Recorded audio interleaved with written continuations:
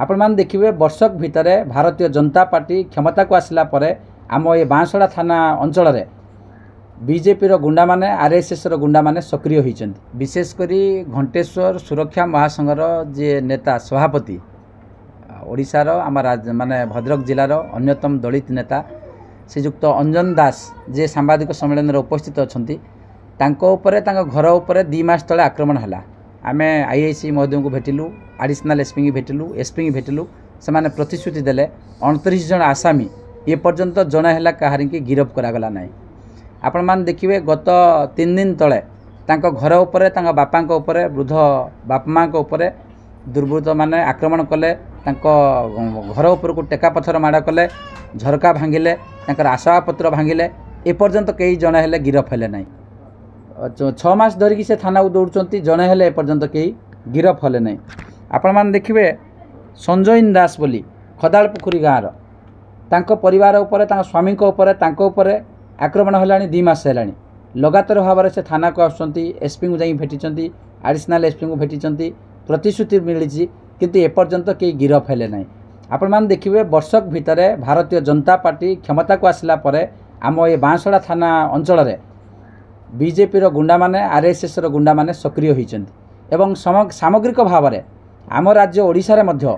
BJP गुंडा माने आईन श्रृंखला को निज हाथ को नहीं आपण मैंने देखिए तो एडिशनल बीएमसी कमिशनर उपर जो अटैक है जो जगन्नाथ प्रधान गिरफ है भारतीय जनता पार्टी राज्य सभापति कहले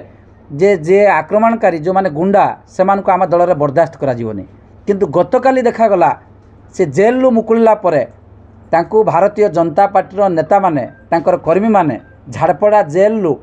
फूलमाल देकी स्वागत कले जदि आसामी मानक गुंडा मानक आम फूलमाल देकी स्वागत करवा ताहले सेमाने सक्रिय हेबे निश्चित ताकू आम दृढ़ निंदा करछु मैंने देखिए गोपालपुर बंदर रे जड़े महिला को माने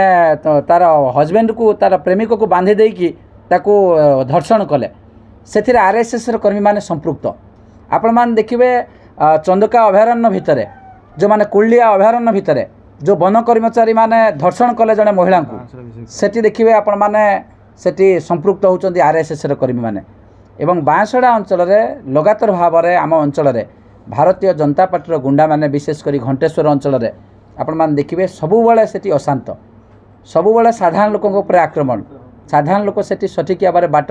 चली पारना तेणु ये जो अराजकता किसी गुंडा बाहिनी जो माने हेविचुटेड अफेंडर से माने लगातार भाव में से माने आक्रमण करुँच तेणु ता विरुद्ध में आसंता रविवार दिन आम बांसड़ा थाना आगे घेराव कार्यक्रम रही प्रकृत में जो मैंने आसामी से चिन्हट कर जो मान विरुद्ध में एतला होती पुलिस तार प्राइमा फेसी पाई जो मैंने इन्वेस्टिगेशन करी जो मैंने आसामी को चिन्हट कर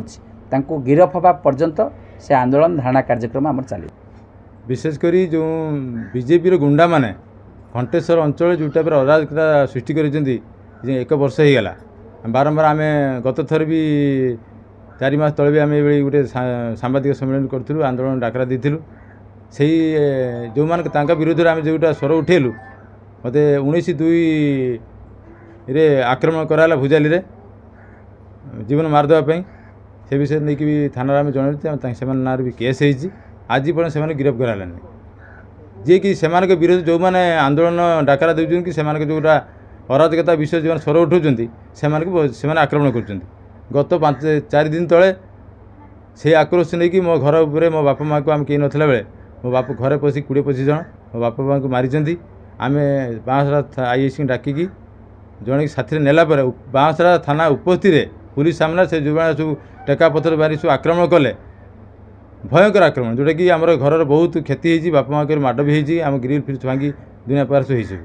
से विषय एपर्यंत इनक्वारी भी आमर भी आईआईसी एपर्यंत जाले नहीं आम एसपी के विषय जनइलु एसपी फोन कर सारा पर भी एपर्यंत इनक्वारी होनी घंटेश्वर अंचल जो टाइप माने असामाजिक कार्यकलाप चली जो बांसड़ा थाना जो टाइप निष्क्रियता अपना कर जो एक तरफा गोटे राजनीतिक दल एजेंट धरी काम कर विरोध करी आसंता रविवार दिन आम बांसड़ा थाना गोटे शांतिपूर्ण भाव गणधारणा करूँ जोटा कि आमर दाबी रपर्यंत आसामी की गिरफ करा नहीं जाए अंचल शांति प्रतिष्ठा जपर्यंत न होती जो मान सब टार्गेट विशेषकर मो परिवार जो सब टार्गेट करपर्यंत जो सुरक्षा न दी से पर्यंत थाना आंदोलन हटब ना।